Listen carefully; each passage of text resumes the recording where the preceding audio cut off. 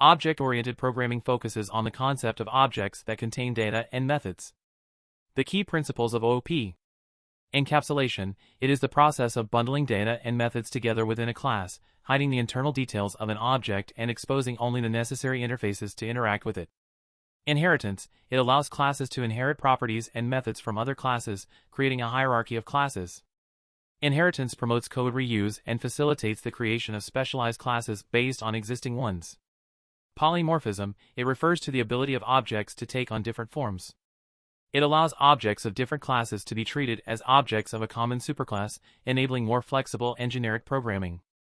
Abstraction. In OOP, abstraction is achieved by creating abstract classes or interfaces that define common behavior and attributes for related classes. Encapsulation. It is the process of bundling data and methods together within a class, hiding the internal details of an object and exposing only the necessary interfaces to interact with